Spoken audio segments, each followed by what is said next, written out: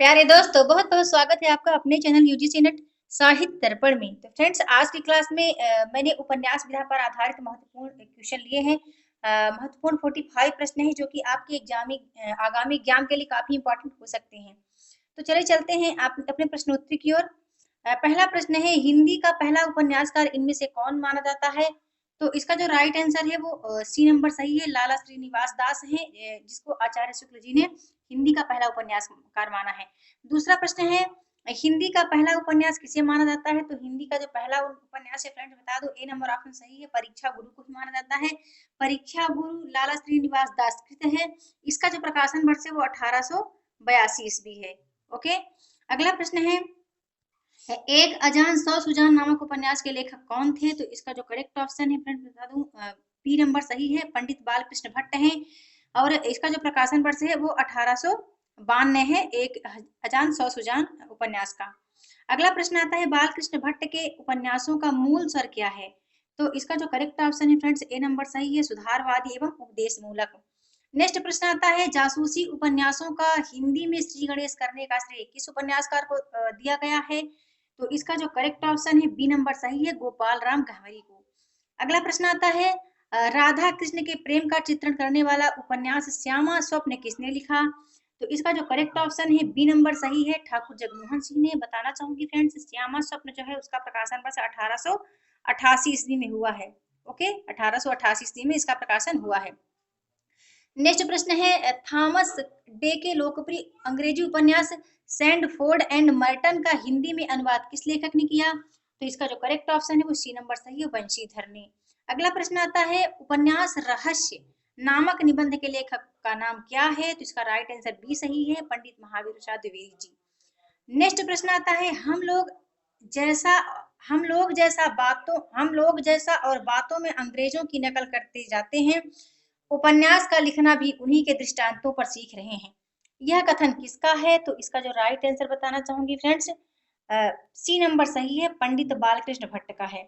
Next प्रश्न आता है, हिंदी के उस उपन्यासकार का नाम बताइए जिसकी कृतियों को पढ़ने के लिए बहुत से लोगों ने हिंदी सीखी। इसका जो करेक्ट ऑप्शन है बताना चाहूंगी फ्रेंड्स कि इसका जो करेक्ट करेक्ट ऑप्शन है वो बी नंबर सही है, बाबू देवकीनंदन खत्री हैं। ठीक है, इनका जो उपन्यास था चंद्रकांता और चंद्रकांता संतति दोनों ही बहुत फेमस थे। तो इसको पढ़ने के लिए लोगों ने हिंदी सीखी थी। नेक्स्ट प्रश्न आता है, अंग्रेजी के प्रसिद्ध उपन्यासकार आर्थर कानन डॉयल से हिंदी का कौन सा उपन्यासकार प्रभावित था? तो इसका जो राइट आंसर है,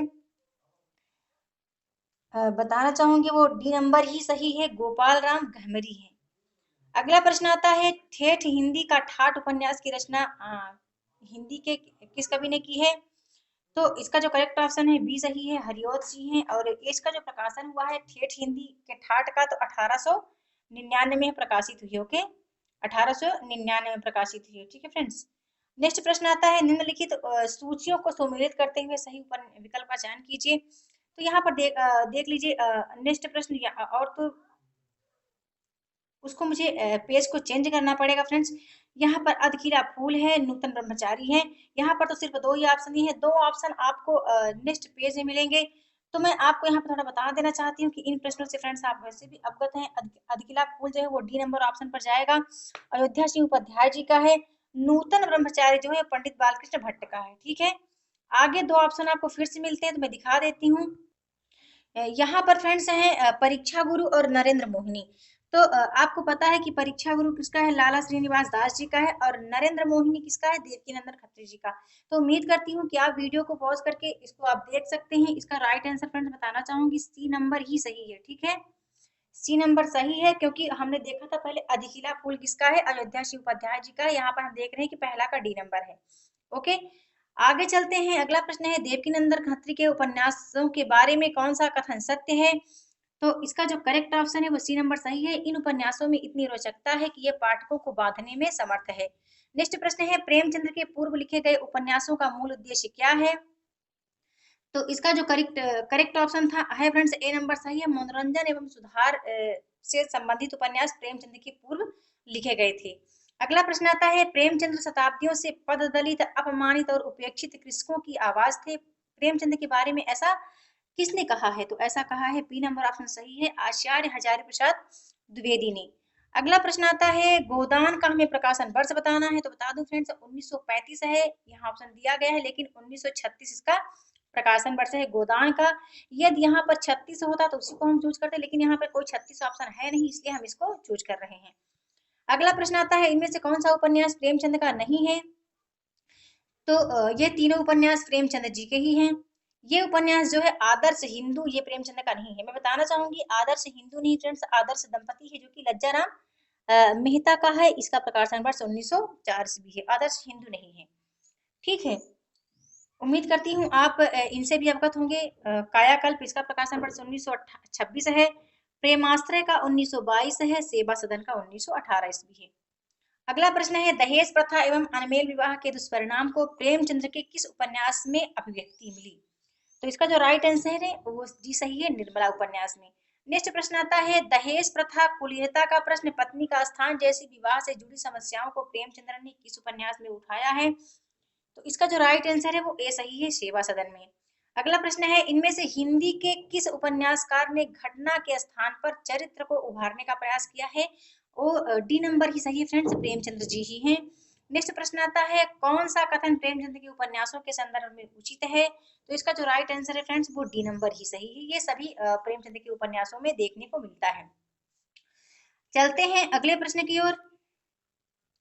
तो हमारा अगला प्रश्न दिया गया है, प्रेमचंद के उस उपन्यास का नाम बताइए जिसे महाकाव्य की संज्ञा दी गई है। तो आप सभी इस प्रश्न से अवगत हैं, इसका करेक्ट ऑप्शन गोदान है, डी नंबर सही है, 1936 ईस्वी इसका प्रकाशन वर्ष है। अगला प्रश्न आता है, हिंदी के उस उपन्यासकार का नाम बताइए। हिंदी के किस उपन्यासकार ने कथा साहित्य को मनोरंजन के स्तर से ऊपर उठाकर जीवन के साथ जोड़ने का काम किया? तो इसका राइट आंसर ए ही सही है, वो प्रेमचंद्र जी ही हैं। नेक्स्ट प्रश्न आता है, हिंदी के किस उपन्यासकार को आदर्शोन्मुखी यथार्थवाद का चित्रण करने का श्रेय दिया जाता है? तो इसका जो राइट आंसर है वो डी ही सही है फ्रेंड्स, प्रेमचंद्र जी ही हैं। नेक्स्ट प्रश्न है, स्त्रियों के आभूषण के दुष्परिणाम प्रेमचंद्र के किस उपन्यास में दिखाए गए हैं? तो इसका जो राइट आंसर है सी सही है, वो है रंगभूमि। अगला चलते हैं अगले प्रश्न की ओर। अगला प्रश्न है, प्रसाद द्वारा रचित अधूरा उपन्यास कौन सा है? तो ये इरावती है, जिसका प्रकाशन वर्ष 1936 ईस्वी है। और बताना चाहूंगी फ्रेंड्स, इरावती इनका एक ऐतिहासिक अपूर्ण उपन्यास है। ओके, चलते हैं अगले प्रश्न की ओर। अगला प्रश्न है, प्रेम के आदर्श स्वरूप की व्याख्या प्रसाद के किस उपन्यास में है? तो इसका जो करेक्ट ऑप्शन है वो बी सही है, तितली है, इसका प्रकाशन वर्ष 1934 ईस्वी है। ठीक है, 34 ईस्वी है। नेक्स्ट प्रश्न यही रिपीट हुआ है, यहाँ पर बताना है प्रेम तितली का प्रकाशन वर्ष। तो यहाँ पर राइट आंसर 1934 है। ठीक है, वही रिपीट प्रश्न है। अगला प्रश्न है, किस उपन्यास में अंतरजातीय विवाह की समस्या को कथा वस्तु का आधार बनाया गया है? तो इसका राइट आंसर बी सही है, भिखारिणी। भिखारिणी उपन्यास का प्रकाशन वर्ष 1929 ईस्वी है और यह विश्वंभर नाथ शर्मा कौशिक का उपन्यास है। अगला प्रश्न है, वैशाली की नगरवधू उपन्यास के रचयिता कौन है? तो इसका जो राइट आंसर है फ्रेंड्स डी नंबर सही है, आचार्य चतुर्सेन शास्त्री हैं। और वैशाली की नगरवधू का जो प्रकाशन वर्ष 1949 ईस्वी है। ओके, चलते हैं अगले प्रश्न की ओर। अगला प्रश्न है, निम्नलिखित सूचियों को सुमेलित कीजिए। इन सभी प्रश्नों से आप अवगत ही हैं। बता दूं फ्रेंड्स, यदि इन प्रश्नों में से आप दो प्रश्न भी जानते हैं तो आप आंसर को राइट कर पाएंगे। यदि बात करूं कंकाल की, तो कंकाल आपको पता है जयशंकर प्रसाद जी की है। कायाकल्प की बात करूं तो प्रेमचंद्र जी का है।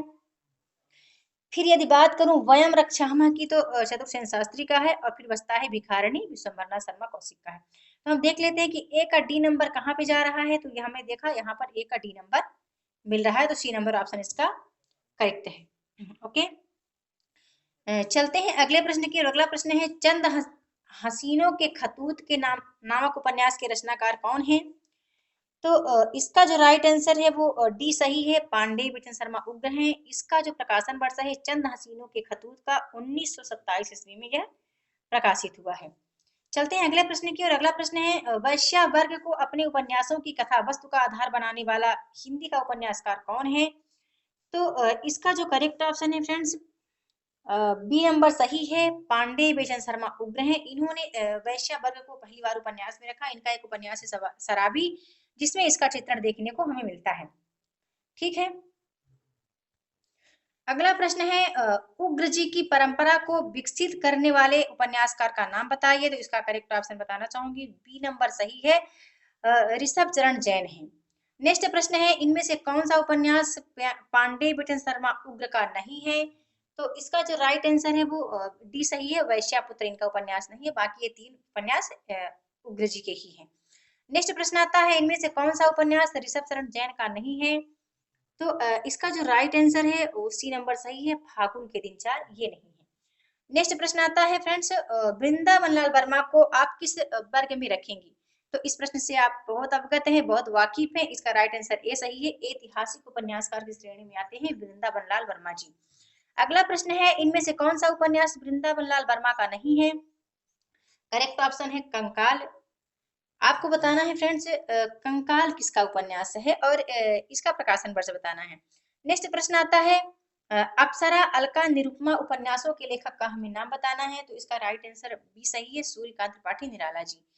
नेक्स्ट प्रश्न आता है, प्रेमचंद्र युगीन उपन्यासों के विषय में कौन सा कथन सत्य है। तो इसका करेक्ट ऑप्शन जो है वो डी सही है, ये सभी प्रेमचंद्र के उपन्यासों में देखने को मिलता है। अगला प्रश्न है, प्रेमचंद्र के किस उपन्यास में हरिजन समस्या का चित्रण किया गया है। तो इसका जो राइट आंसर बता दूं, बी सही है, कर्मभूमि। अगला प्रश्न आता है, प्रेमचंद्र के किस उपन्यास को ग्रामीण जीवन एवं कृषि कृषि संस्कृति का महाकाव्य कहा गया है। तो इस प्रश्न से आप अवगत हैं, वो गोदान ही है, जो कि महाकाव्य की श्रेणी में रखा गया है। अगला प्रश्न आता है, चौगाने हस्ती नामक उर्दू उपन्यास को प्रेमचंद्र ने हिंदी में किस नाम से लिखा है। तो इसका मैं राइट आंसर बता दूं, ए नंबर सही है, रंगभूमि। फ्रेंड्स आज का आखिरी प्रश्न है, मैंने यहाँ 45 क्वेश्चन ही लिए हैं। आखिरी प्रश्न बता दूं कि इनमें से कौन मनोविश्लेषणवादी उपन्यासकार हैं। तो इनसे भी आप अवगत हैं, वो हैं जयेंद्र कुमार जी, जो कि मनोविश्लेषणवादी उपन्यासकार माने गए हैं। आज की वीडियो में बस इतना ही। आप मुझे कमेंट करके जरूर बताइए कि आपको आज की वीडियो कैसी लगी। फ्रेंड्स वीडियो पसंद आए तो प्लीज लाइक करना ना भूलें। वीडियो के साथ बने रहने के लिए बहुत बहुत धन्यवाद।